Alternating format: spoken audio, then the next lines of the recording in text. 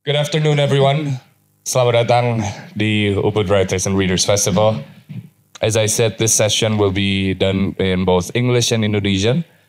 So I apologize if a few things are missaid, but please give a round of applause for our guest today. Thank you. If we talk about Pramudia Nantatur, we probably know him as his literacy was very strong, sangat kuat. It was smart and critical. But my first question is not about him as a person at home, as we have his brother here, but it's how he was actually educated at home. Pertanyaan saya yang pertama boleh disampaikan kepada Mbah adalah kita mengenal sosok Pramudia mungkin cukup kenal karena besar membaca karyanya, sosok yang tangguh, cerdas, dan kritis. Tapi rasa penasaran saya adalah dibesarkan di rumah seperti apa. Jadi orang tuanya seperti apa di rumah terhadap Mbah dan juga Mbah Sus dan juga Mbah Pram gitu. Silakan. Saya benarkan dulu perkenalan saya, nama saya Swaesilo Toer. Lahir 17 Februari 1937. Jadi umur saya sekarang 17 tambah 70. Pram yang miliuner aja umurnya cuma 81. Saya sekarang 87. Saya dari keluarga Mastur. Mastur itu anaknya 10. Yang pertama meninggal karena masih terlalu muda, ibunya umur 12 tahun. Yang terkecil meninggal karena kelaparan di zaman pendudukan Jepang. Yang terkecil. Jadi 10 yang lahir dari keluarga Tur itu yang hidup 8. 6 jadi penulis. 4 orang jadi penerjemah. Satu-satunya yang punya ijazah penerjemah saya. Pertama bahasa Inggris sama bahasa Rusia. Pramudia bahasa Inggris dan bahasa Belanda. Usalah kakak 2 tahun di atas saya. Bahasa Jawa, bahasa Inggris, bahasa campuran Prancis, Jerman, dan penerjemah terbaik bahasa Rusia dunia. Kemarin dapat hadiah dari Presiden Rusia Putin. Hadiahnya Pushkin Award. Pernah dengar Pushkin? Iya. Pushkin itu orang negro pertama yang jadi pengarang penyair di Uni Soviet, Rusia. Tewas duel dengan seorang diplomat dari Belanda. De Antes. Padahal Pushkin itu anggota yang dinamakan Dekabris. Dekabris itu organisasi bawah tanah. Dari kata Dekabris itu bulan Desember. Untuk melengsarkan Piotr pertama, kaisar dari Rusia. Tapi karena ketika rumahnya di sweeping, dia sempat menghilangkan semua dokumen anti tsarisme itu. Jadi dia bahkan dipuji oleh saya sebagai penyair yang sopan santun.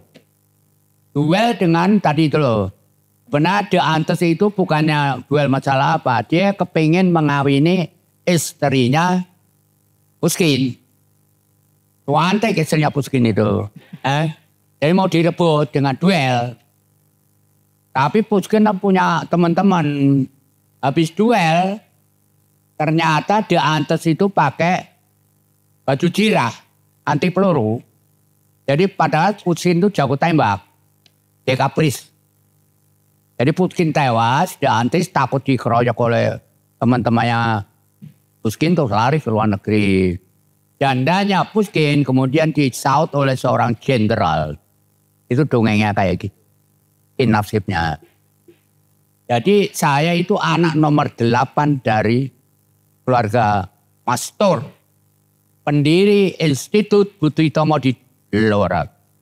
Baik. Pendiri sekolah Institut Bututomo yang tadinya didirikan oleh Dr. Sutomo. Pernah dengar? Ya. organisasi Budi Utomo. Tapi sampai kelas 2. Bahasa Belandanya itu Voorvolk untuk rakyat. Tapi orang Blora nyebutnya Vervelk. Voorvolk jadi Vervelk. Nah itu Dr. Sutomo tinggal di Blora itu cuma 1 tahun. Pendidikan sekolah, organisasi, dan menemukan janda cantik dari Belanda. De Graaf namanya. D-R-A-F. Nulisnya. D-R-A-F-F. Padahal waktu itu ada seorang sejarawan Belanda yang namanya juga De Graaf. D-R-A-F-F. Nah, itu loh. Jadi Dr. Sutomo di Blora cuma 1 tahun, pindah ke Sumatera, terus melanjutkan studi ke Belanda. Istrinya ini yang orang Belanda dibawa untuk dipertemukan dengan keluarganya di Belanda. Tahu-tahu ditolak oleh keluarganya karena De Graaf tadi, istrinya Dr. Sutomo itu dianggap sebagai melanggar aturan agama, ditolak. Itu loh ceritanya kayak. Baik. Oke. Kita kasih kesempatan untuk Fitra mencoba ya, teman-teman. Silakan. I'll try my best, but maybe if you don't mind, I'll just shorten some because it was a very long story. So in the beginning, Mr. Susilo Thor, he was born on February 17th in 1937. He is now 87 years old. And the beginning, he came from a family of 10 children. However, the eldest died because the mother was too young to give birth, and the youngest died due to famine. And right now, amongst the family, there are combination of 6 writers and also translators.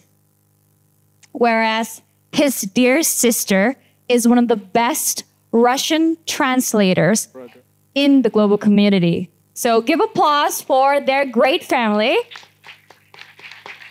And his sister is also winning the Pushkin Awards, which given by Mr. Putin. Well, now get to the part. He did explain a very detailed background on the Pushkin Award. However, the thing that I could recall is Decabris, De Antes, and there's the death of Pushkin. And so De Antes was scared and then he ran away.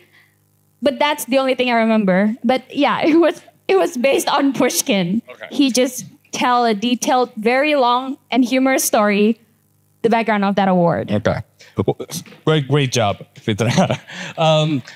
This will be recorded, by the way. This will be recorded. It will be up on YouTube. So if you guys are really curious about it and the details of the story, you can head over there maybe sometime next week.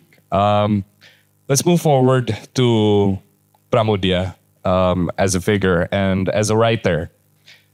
A big chunk of his life was actually, a few chunk of his life was actually prisoned. How did that affect his way of writing?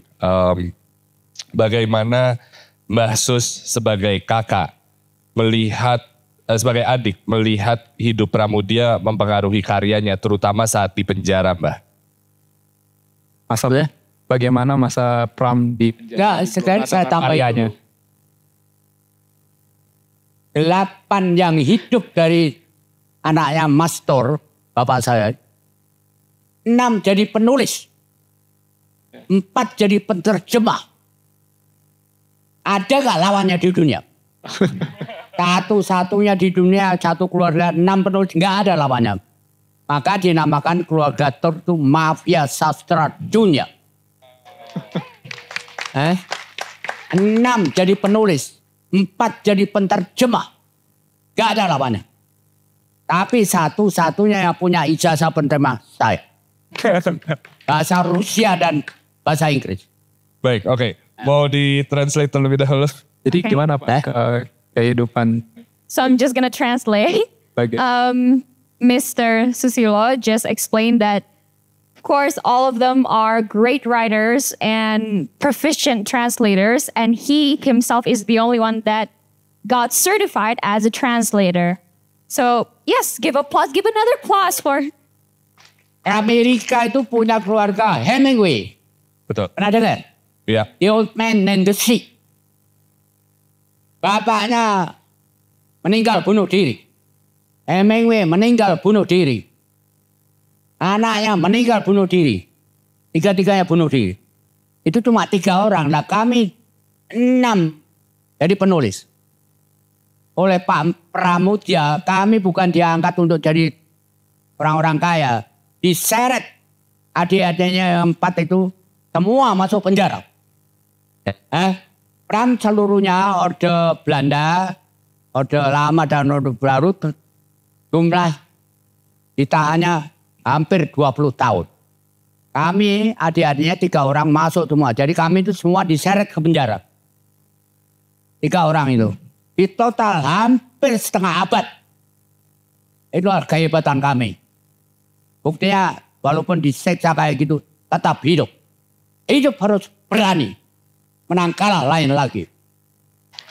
Karena cuma orang-orang yang berani yang bisa menaklukkan dunia.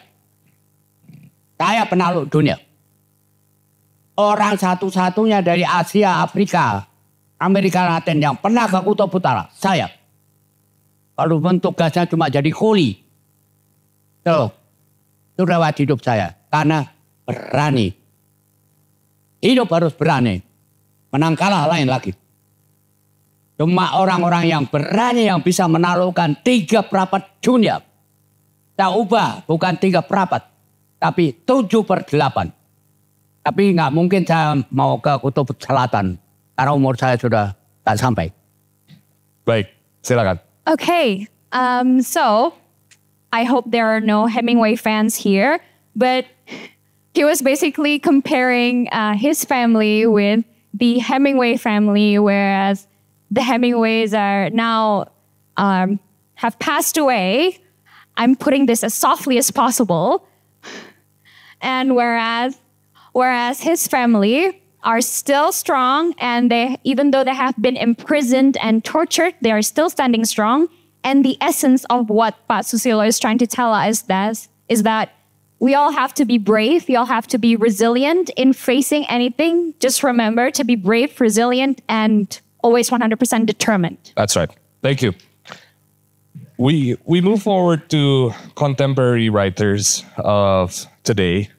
Kita lanjut kepada Abi dan juga Arif, Pak. Sebagai penulis kontemporer, bagaimana karya Pramudia atau bahkan bisa dibilang keluarga Tor sendiri bisa mempengaruhi gaya dan pandangan penulisan kalian? Arif, would you like to start us off? Silakan. Oke, terima kasih. Selamat siang semuanya. Perkenalkan, nama saya Arif Kurniawan. Saya dari Bengkulu. Yes. Sebagai seorang pemuda, saya masih 23 tahun. Sebagai seorang pemuda dan di angkatan sekarang, karya-karya Pram itu masih banyak dibaca. Masih sangat relevan dan masih sangat mempengaruhi kami generasi muda dalam berkarya. Karena suara Pram, mungkin saya rasa juga karena gejolak hidupnya Pak ya, penuh dengan vitalitas di sana. Sama halnya seperti Hairil dengan puisi-puisinya, kita punya Pram dengan prosa-prosanya. Nah, karya Pram yang sangat berpengaruh bagi saya adalah Arok Dedes judulnya. Mungkin sudah bisa dikasih dulu sejauh ini. Thank you. So Mr. Arif, he is from Bengkulu and he is 23 years old. And what he says that Pramudia's work is still very relevant even towards the youth until this day. Because we can see that the world right now is full of chaos and full of turmoil, and this creates some sort of internal battle, but a lot of discourse, not just among youth, but among everyone, especially seeing the status quo. Yeah, and as my favorite Pram's works is Arok Dedes. This one is from a historical romance. He recreate the stories. Alasannya kenapa? Karena ketika mungkin untuk teman-teman atau beberapa yang udah baca sejarah kan kita masih dibayangi dengan hal-hal mistis dalam sejarah Ken Arok dan Ken Dedes.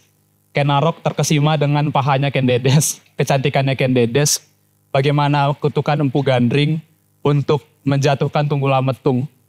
Tetapi dalam karya Pram khususnya di Arok Dedes itu, Pram menghadirkan sudut pandang yang lebih dekat dengan kita, yang berbeda, iya, lebih bisa kita terima. Dan itu yang menarik bagi saya. Contoh misalnya, representasi tiap-tiap tokoh yang ada. Ken Arok di mata saya adalah representasi dari masyarakat biasa, namun dengan keterampilan intelektual yang sangat baik.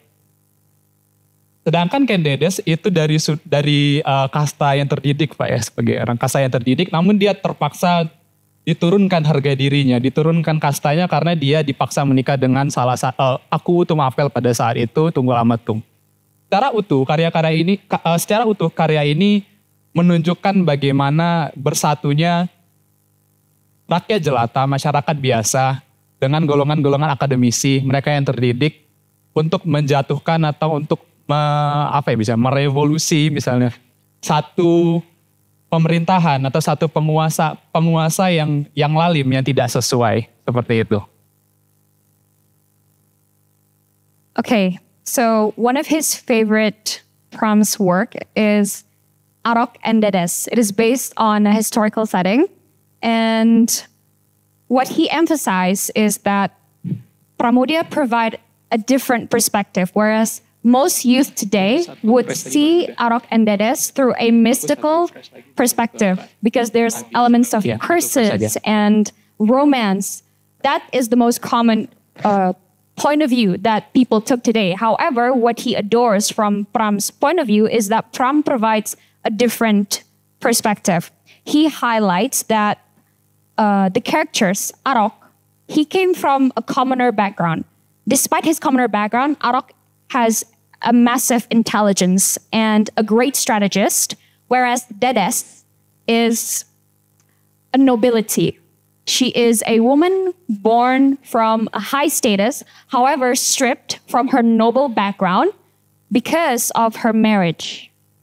And therefore, Mr. Arif highlights how the works of Pram represents the unification of nobles and commoners in fighting against an unjust government. Dan yang terakhir, tambahin ya. Oh iya, silakan Pak.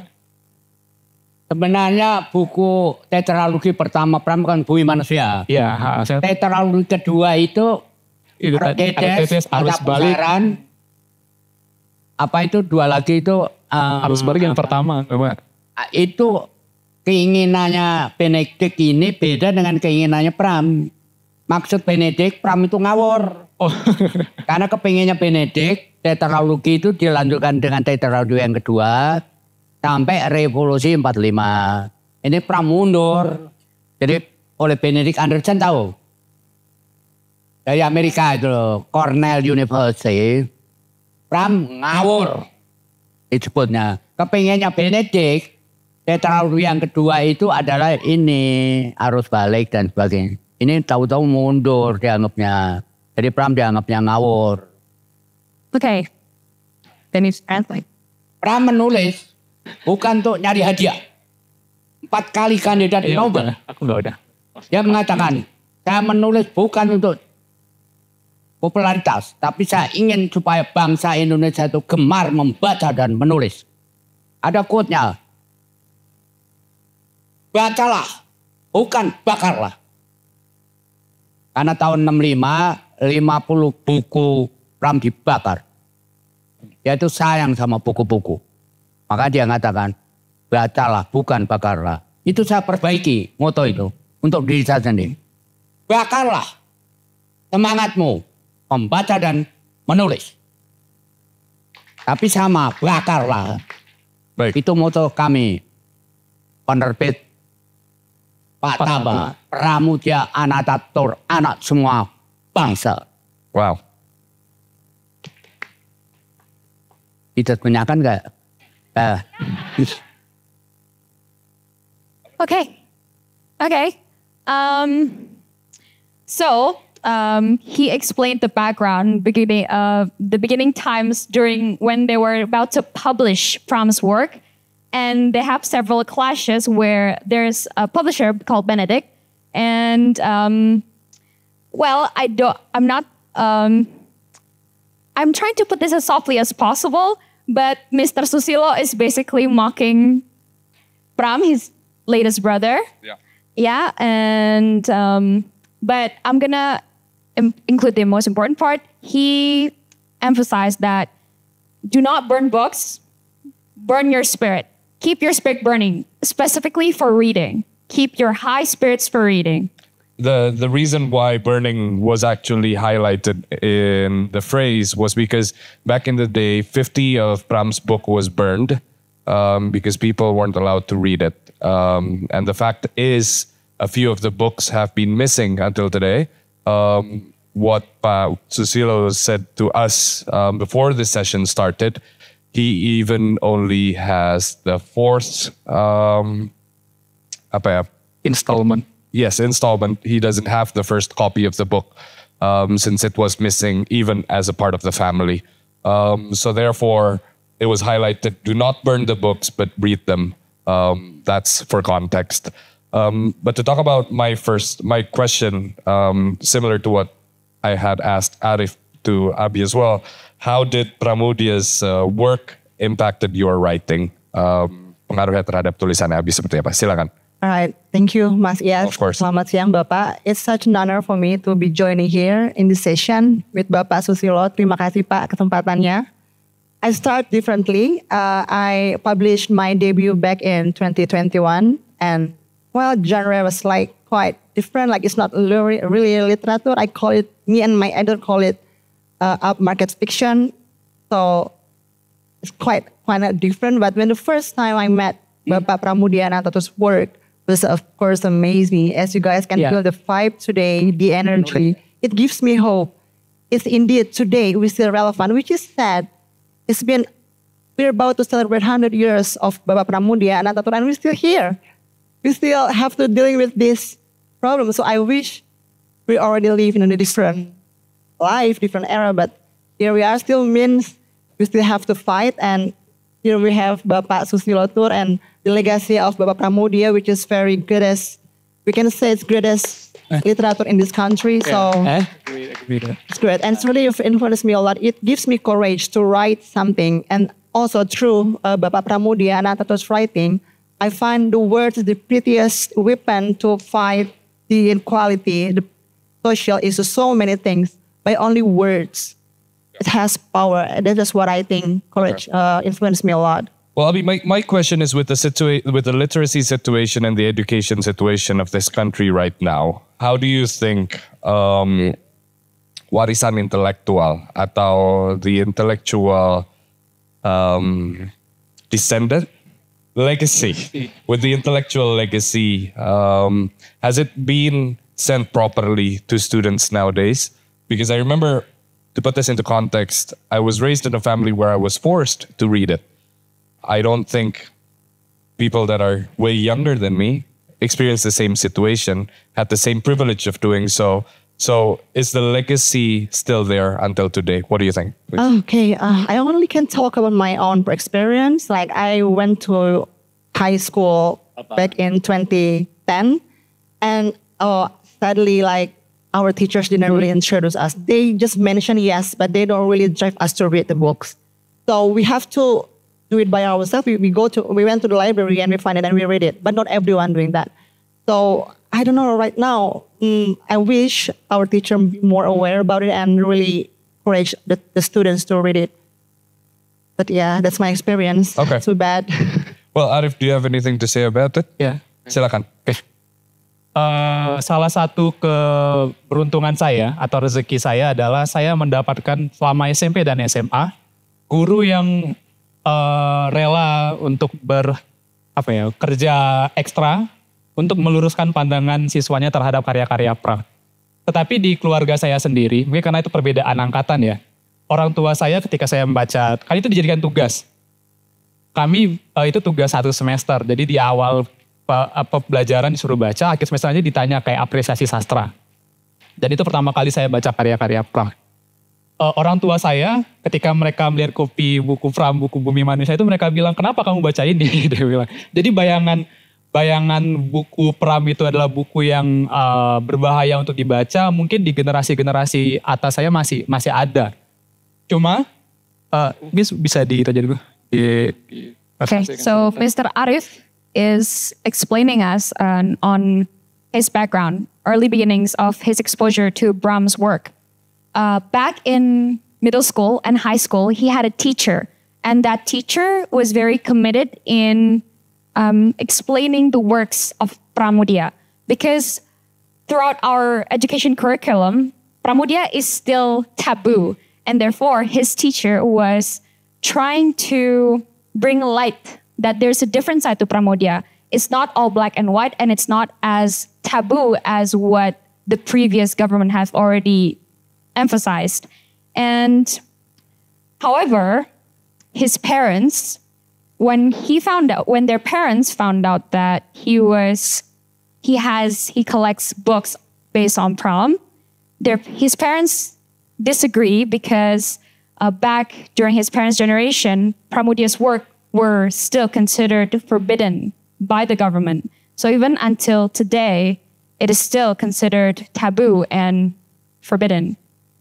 Dan untuk generasi sekarang, saya rasa untuk peluangnya pasti ada lah, karena akses buku lebih mudah. Kalaupun tidak bisa mendapat buku cetaknya, sekarang e-book yang official kan sudah ada juga, kita bisa untuk baca. Cuman bagaimana cara mereka memandang karya Pram mungkin yang akan menjadi pembedanya. Karena saya lihat di beberapa generasi di bawah saya, junior, gak bisa dibilang generasi sih, beberapa tahun di bawah saya, mereka itu terlalu berfokus kepada romansa yang dihadirkan. Iya, bagaimana interaksi antara Minke dan Enlis. Padahal untuk saya pribadi, yang mencengkram saya di Bumi Manusia itu malah di adegan courtroomnya, di adegan peradilan putih pada saat itu. Betapa tidak adilnya ketika kita mempunyai argumen yang benar, kita berada di pihak yang tidak salah, hanya karena kita berada di bawah mereka, kita tidak bisa memenangkan courtroom tadi. Dan juga bagaimana interaksi antara Minke dengan Jan Marais. Ketika Minke dia berusaha untuk gimana ya, dia hanya pengen menulis dengan bahasa Belanda, cuman dan Jan Marais dia bilang enggak, kamu harus mulai menulis dengan bahasa Betawi agar didengar oleh orang-orang banyak. Minke dari kata apa? Pemangki, Monyet. Ya. Jadi kalau peluangnya pasti ada. Tetapi bagaimana cara mereka memaknainya itu mungkin akan jadi berbeda.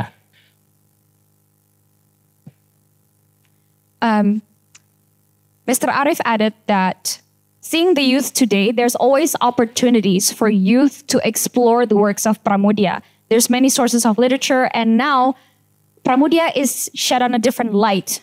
There's no more taboo, and the youth is more open-minded.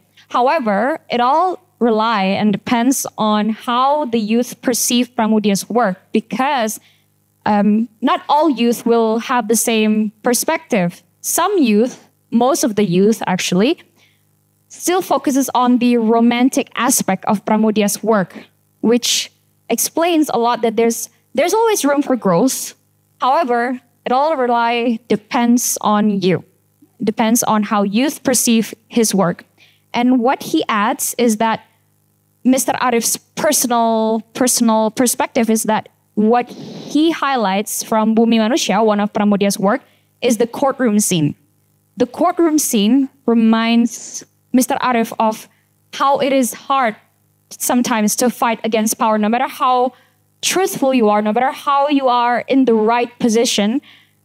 There's always that fight for power and fight against injustice. And that scene from the book, that part from the book, is the one that is truly most impactful for Mr. Arif. Okay, thank you. To add to that conversation, my next question would be for Pa Sus, which is, we do understand that Pram, in his dialogue, talks about national identity and also social justice, as you just mentioned earlier. Is it still relevant to today? Because I do understand what Arif said earlier was, when people read Bumi Manusia, they focus on the romantic side just because they are in a place where they are safe, in a place where everything's okay. So they focus on the romantic side, but not on the social part. Back then, people saw the social part, not the romantic side. So there are ways in reading this book. So that's my question untuk Mbak Sus, yaitu bagaimana peran Pramudia yang mendorong dialog tentang identitas nasional dan keadilan sosial di Indonesia, apakah masih relevan sampai sekarang? Konteksnya adalah mungkin perubahan politik saat ini. Kalau boleh, silakan. Pram itu masa kecilnya adalah bodoh, stupid boy. Tamat sekolah SD aja umur 15. Tamat SD harusnya 12. Tapi kemudian dapat pencerahan karena nggak disukai oleh orang tuanya karena bodohnya. Dapat pencerahan, ditolong oleh temennya angon kambing. Namanya Markaban. Pram disuruh kembali ke sekolahnya oleh bapaknya. Padahal udah tamat. Di sekolah diusir oleh gurunya. Kamu itu udah tamat. Pram pulang menangis. Dikecewakan oleh orang tuanya dan gurunya. Nangis lewat kuburan.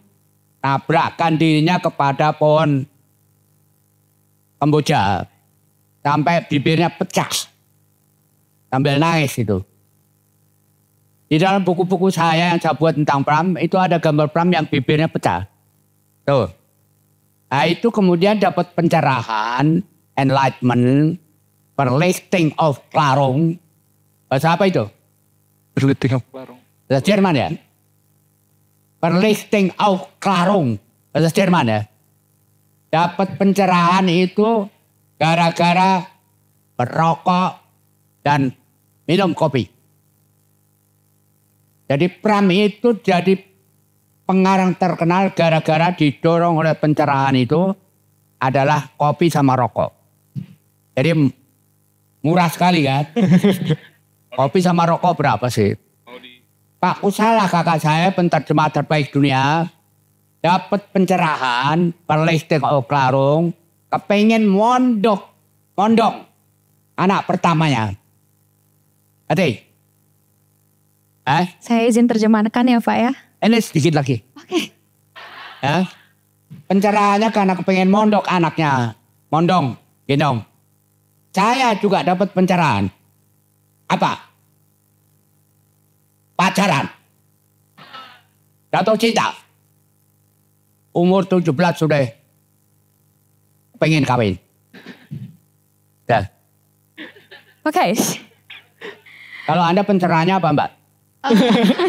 Saya pencerahannya belum ada kali, belum nemu ya Pak. Anda?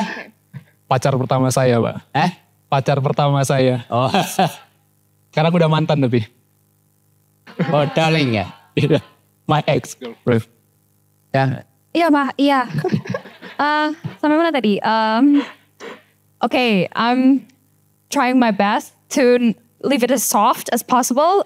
So Mr. Susilo is, I wouldn't say mocking. Called his brother bantering. stupid boy. Yeah, bantering his older brother, calling him a stupid boy because Pramudia graduated from elementary school when he was 15 years old. However, he highlighted that they both have enlightenment where Pramudia was getting his enlightenment simply from smoking and drinking a simple warm coffee, whereas Mr. Susilo gaining his enlightenment from falling in love. Yes. And yes, he's pretty much explaining the background and the rest of his relationship with his brother. Oke. Karena belum terjawab, mungkin bisa dibantu jawab dari Arif dan juga Abi. Dengan sedang maraknya harta dan tahta dan perpindahan politik saat ini gitu. Dan dilihat bahwa karya Pram juga berbicara soal hal tersebut yang tadi saya sampaikan. Apakah masih relevan dan masih bisa kita jadikan patokan terhadap opini yang sangat kuat gitu. Silakan. Kalau menurut saya pribadi, kalau saya lihat ya, masih sangat relevan. Alasannya kenapa? Karena karya-karya Pram itu dia tidak berdiri di isme-isme tertentu Pak ya. Dia langsung ke akar kemanusiaan, iya akar masalahnya, humanismenya. selagi masih ada ketidakadilan terhadap humanisme, masih ada ketimpangan atau kecacatan dalam humanisme, apa yang Pram tawarkan atau Pram gagas tentang bagaimana kita harus berusaha untuk menumpas ketidakadilan tadi, ya pasti akan tetap relevan. Dan saya rasa akan, ya sampai akhir waktu pun kita tidak akan melihat utopia itu. Jadi karya Pram pasti akan tetap panjang Abi berasa hal yang sama, ada yang mau ditambah? Yeah, Tambahin. Oh, kita. Menulis adalah karya keabadian. Itulah tujuannya, bro. Gak ada masa apapun. Apalagi menulis itu biayanya murah.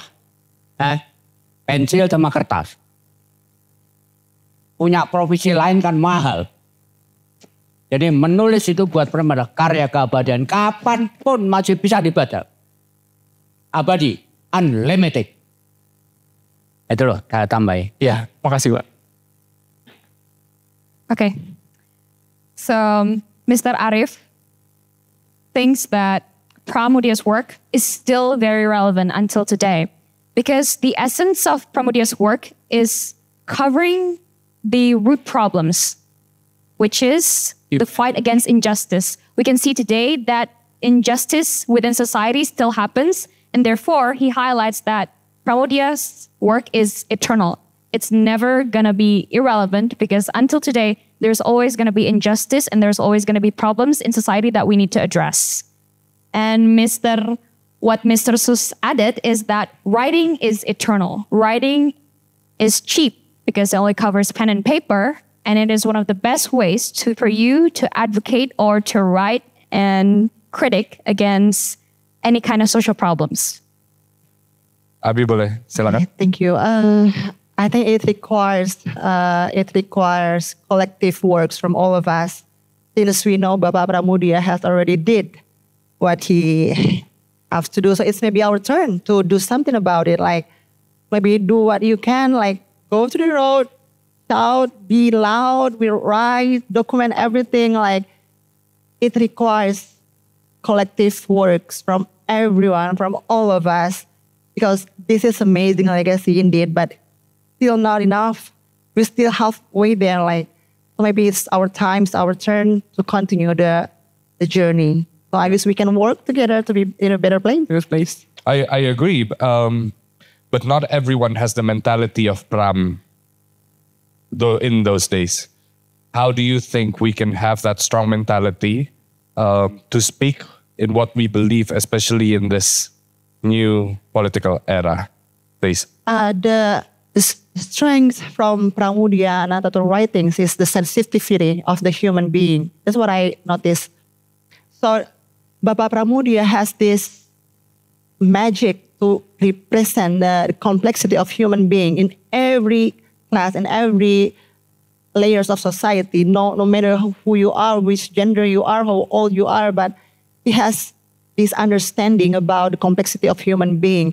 So when he captured the narration in the book, I felt like the sensitivity is what missing today. Like we tend to, okay, I'm gonna participate this let's say event because I feel like I belong to this group, or I belong to this group. Like maybe it's time for us to just step back and see it from the bigger picture, and we are human being at the end, like where's the empathy? Where's the love that to each other? Like it's a simple thing actually, but it's what we miss today, I guess. So I understand. Yeah. Yeah. Well said. I hope it answers. Well said. Yeah.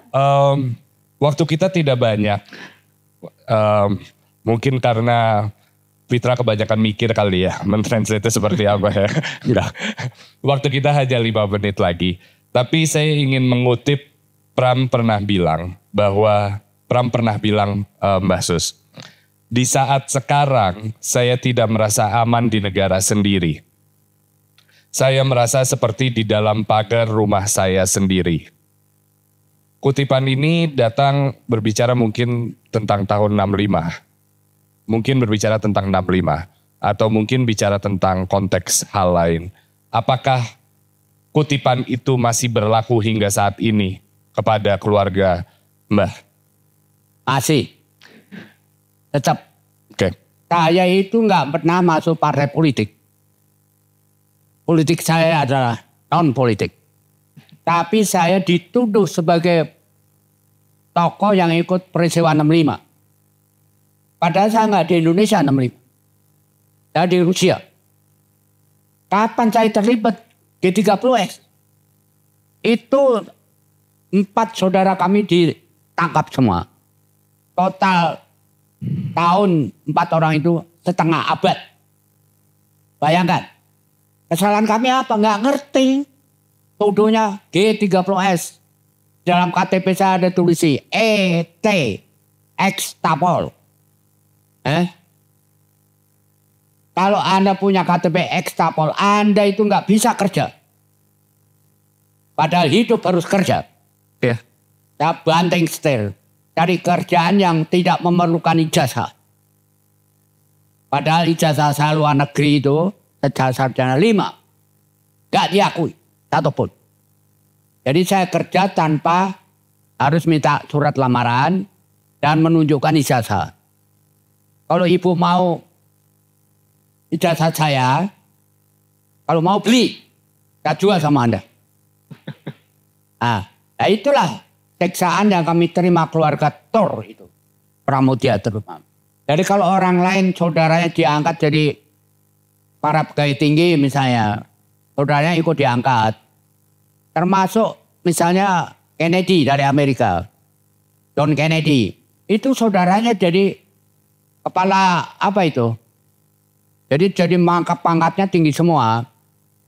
Kalau kami keluarga Pram, diseretnya bukan ke pangkat yang lebih tinggi, diseret semua ke penjara. 4 orang, kalau di total setengah abad tadi. Nah, itu bedanya kami dengan keluarga yang lain. Tapi buat saya no problem. Saya bisa hidup tanpa ijazah, tanpa bikin surat lamaran. Saya jadi rektor, ngorek yang kotor-kotor. Ya. Dihina orang, sarjana dari pemulung. Baik, kita Tapi saya jawab, pemulung adalah garda depan penyelamat dunia. Harus dipikirkan itu. silakan. Garda depan penyelamat dunia. Silakan Fitra. Nah ya. Yes. So Mr. Sus was explaining that back in 1965, his 4 siblings, including him, was wrongly accused of being affiliated with the communism movement. Therefore, their family was imprisoned back in 1965. And after the aftermath of the imprisonment, it is hard for them to find work. And Mr. Sus, despite his degree, despite his very educated background, he has struggled to find work where he has to collect bins and garbages to also help day-to-day living. And I'm just going to keep it short and sweet, but he was comparing his family with the Kennedy family, and he takes big pride on his family after fighting against the injustice and the imprisonment. Pak, saya ingin menyentuh sedikit ke bagian mengorek-ngorek sampah, menjadi pemulung ketika malam hari. Ada sisi sosial dan sisi sentimentalnya di dalam situ. Mbah Sus sering mengucapkannya juga gitu. Saya mengikuti ajarannya Socrates. Kematian adalah kenikmatan abadi. Pernah dengar? Ya. Saya tiru, memulung adalah kenikmatan abadi. Wanita buat saya cuma 10 menit. Tapi mulung Pak. Tapi memulung itu buat saya kenikmatan abadi. Ya, tadi saya katakan, pemulung adalah penyelamat dunia. Garis depan. Tahu caranya Mas? Saya itu kumpulkan plastik. Tahu plastik? Iya. Itu saya kumpulkan 1 kilo 1.000. Dan macam-macam itu. Ya itu di Indonesia itu kira-kira ada 1,5 juta pemulung. Kalau satu malam saya operasi itu dapat kira-kira 2 kilogram plastik. Kalau 1,5 juta orang berapa dapatnya? Satu malam. Di dunia 5 juta pemulung. Satu malam berapa? Kalau 2 kilogram satu malam. Apa bukan penyelamat dunia itu? Itu loh Mas. Tapi tanggapan orang terhadap seorang sastrawan yang Buat sebegitu saya tinggi. no problem. Saya hidup bukan dari mereka. Eh? Hina dia monggo. Baik. Karena hidup itu buat saya adalah dagelan. Tahu dagelan? Lelucon. Cuk. Oleh cuk. Okay. May I? Yes. Okay. Yes. Basus at night picks up the trash where he lives. He writes. Bahasa Acehnya saya tahu. Bahasa Inggrisnya scavenger.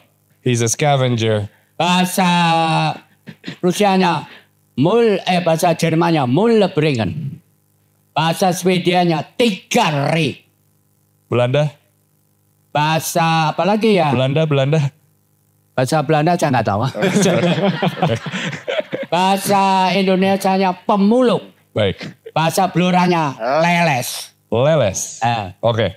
But he scavenges at night looking for trash. And there's a sentimental feeling towards it. And there's a he highlights that from waste to he can turn it into gold. And that's how he thinks about it. And he doesn't really care about how people think, despite the fact that he's a legend. He's a living legend, because they do not give anything to his life. Comments don't bring him down. Ladies and gentlemen, now it's time for some Q&A. Wow. Help me out and do it in Indonesian and do it in English. Tanya. Okay? Okay. Ya, udah. Mbah mau milih atau aku yang milih? Apanya? Siapa yang mau nanya? Oh, oke, aku aja. Silakan. Oke, boleh diangkat tangan. Mbaknya sangat antusias, silakan. Ya, silakan. Halo, selamat siang Mbak Sus. Terima kasih ceritanya. Saya diperkenalkan ke Pram oleh bapak saya. Dan dia bilang kalau Mau minum tuh. pada waktu Pram di penjara, dia dikirimi majalah pop. Supaya pemikirannya menjadi tumpul dan gak nulis tentang hal-hal yang provokatif. Apakah itu benar adanya atau itu mitos atau jokes? Apa? Jadi tadi kakaknya bilang kalau misalnya ada orang tuanya yang malah memberikan anaknya itu majalah POM. Jadi Sorry. majalah apa? Nah, ketika Pram di penjara, katanya dikasih majalah pop. Biar tulisannya nggak terlalu pak. Bener nggak? Gak tahu. Nggak tahu. Baik, cukup singkat padat Yang dan saya jelas. tahu, Pram itu di penjara pertama kali di Pulau Edam. Kepulauan Seribu. Oke. Jadi Pram itu sudah kenyang makan makanan-makanan barat orang Belanda. Kepengen makanan baru. Minta tolong sama penjaga itu, kantor itu. Apa makanan itu? Apa Pak? Berarti kertas sama pensil.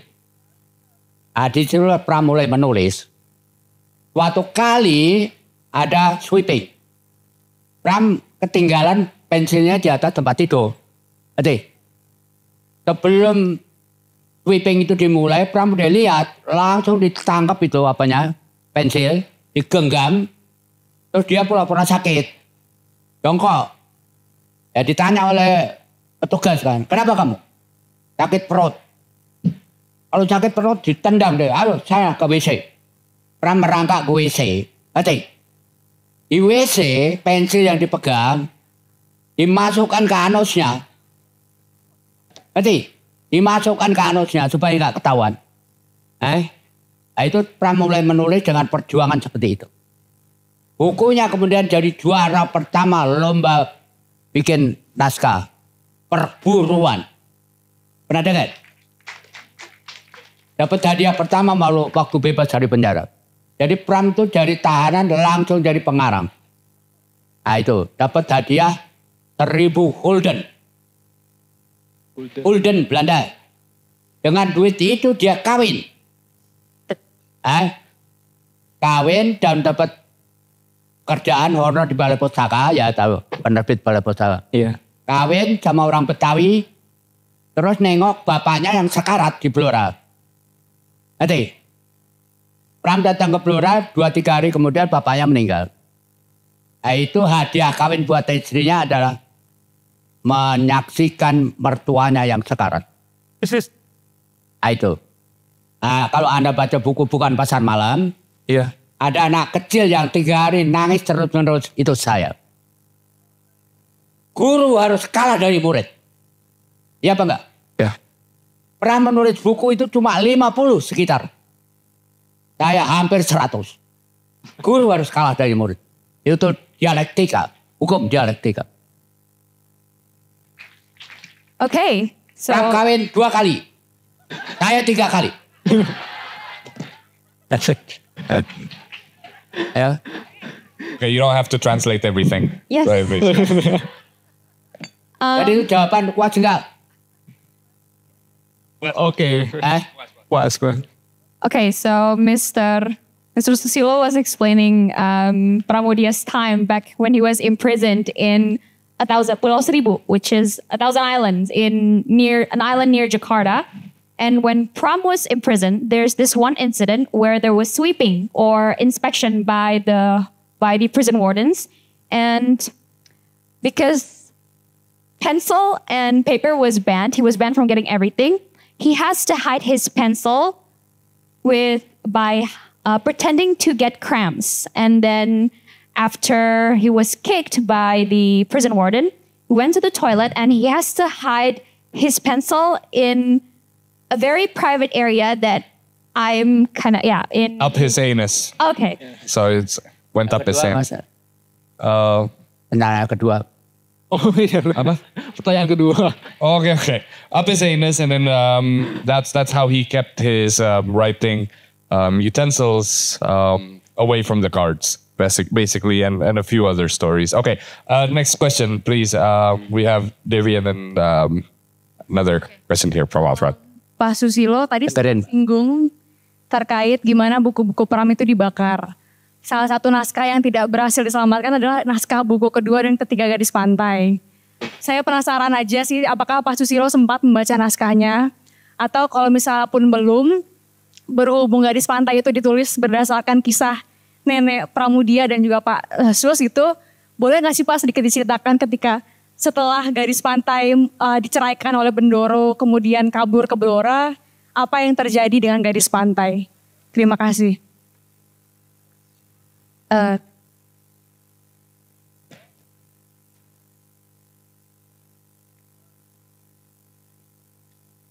Kalau Gadis Pantai nggak hilang.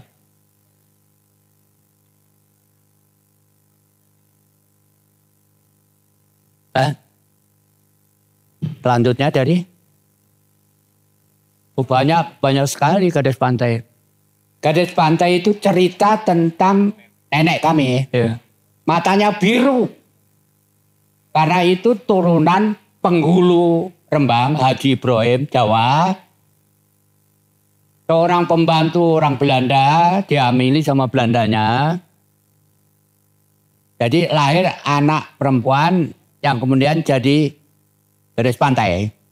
Matanya biru karena itu keturunan Belanda. Ya. Terus mata biru itu umur 12 dikawini sama penghulu Rembang, Haji Ibrahim. Haji Ibrahim itu poligam berat. Kawin sama wanita, punya anak satu, cerai. Ganti wanita lain. Beda dengan keluarga dari bapak saya. Itu monogam berat. Jadi kami itu keluarga campuran antara poligam berat dan monogam berat. Saya di tengah-tengahnya. Jadi cerita Gadis Pantai salah satu buku yang paling bagus. Di Gadis Pantai itu di hari tuanya tinggal sama kami. Ngasih kami makan hidup. Jadi penjual barang-barang bekas dari orang-orang kaya. Hasilnya untuk kami makan. Karena kami kelaparan waktu itu. Nah, ketika sore nganggur, yaitu biasanya nyari kutu, tahu mas? Petan. Kutu.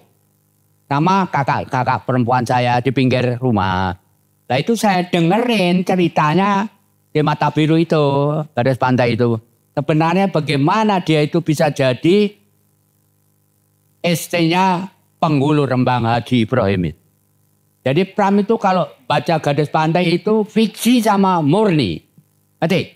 Fiksi sama fakta. Saya dengar itu hanya fakta. Ngerti? Bedanya itu. naskah Pernah Pram itu dikritik oleh kritikus dari Balai Pustaka, namanya Balfas, Oh iya, orang Arab. Pernah dengar? tahu Pak.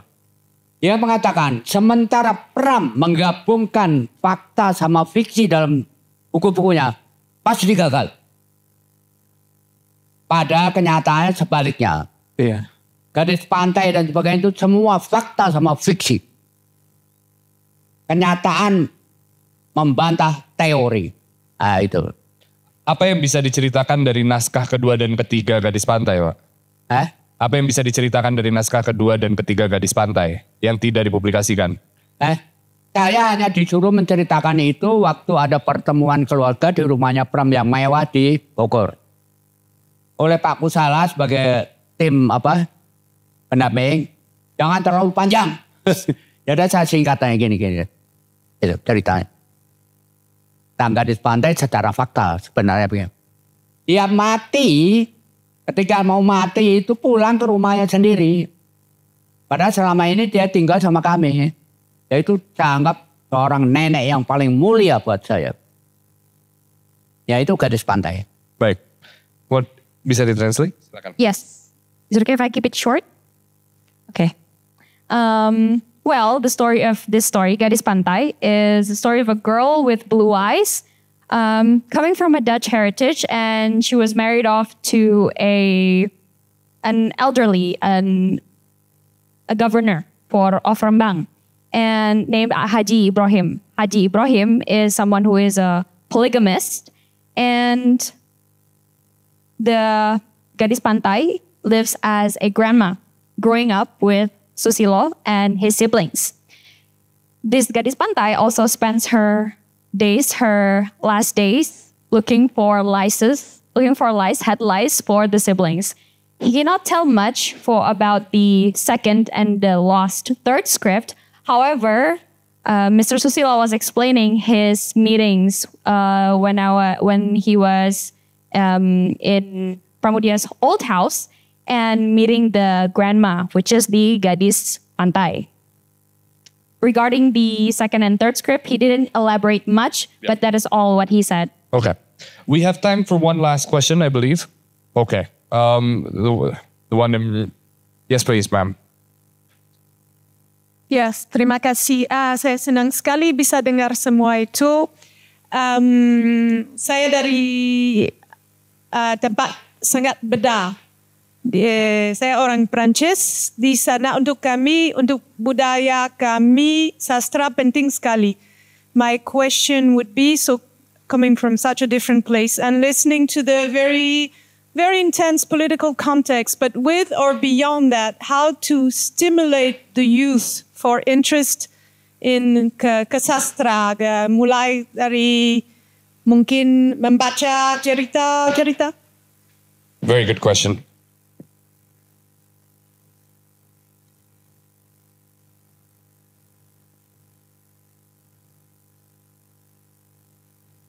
Caranya ya harus dikasih banyak baca buku.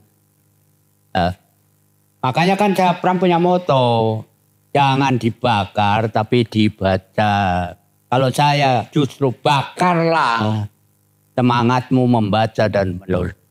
Jadi tiap orang punya cara sendiri untuk membangkitkan semangat anak-anak. Tiap orang punya itu. Anda harusnya juga punya. Tiap orang harus punya. Tinggal disesuaikan dengan kemampuan Anda sendiri. Bakat Anda sendiri. Anda itu manusia tunggal di dunia ini. Tidak ada duanya. Hargailah diri kamu sendiri kalau mau dihargai orang lain. Lupa lo Fransai. Kamu alifu. Kan katanya orang Prancis. Iya. Katanya muy bien, Pak. Qu'est-ce que c'est? Tu fumes? Je ne pouvais pas. Pernah pergi ke ini kak? Molarus.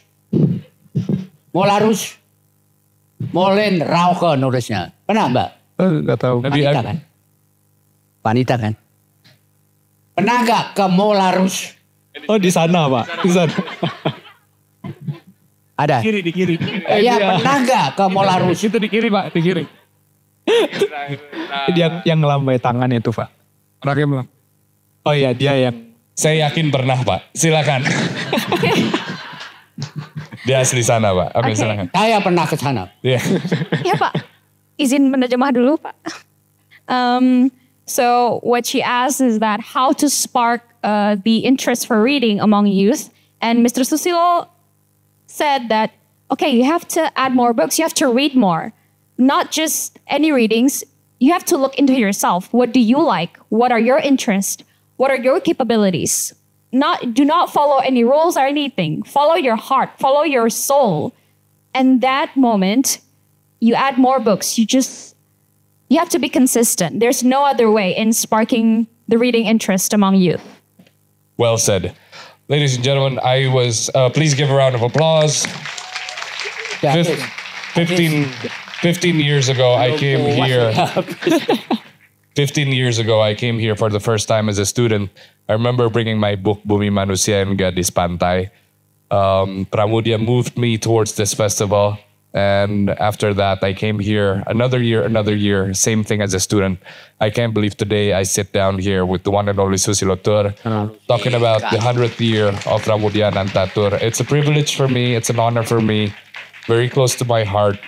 Thank you so much for being here once again. Ladies and gentlemen, give a round of applause for our panelists here. We have Arif Kurniawan. We have Abi Ardianda, sorry.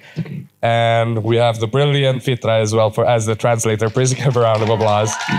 It's not easy, ladies and gentlemen. And once again, biggest round of applause untuk Bapak Eyang Mbah Susilo Tur. Terima kasih semuanya.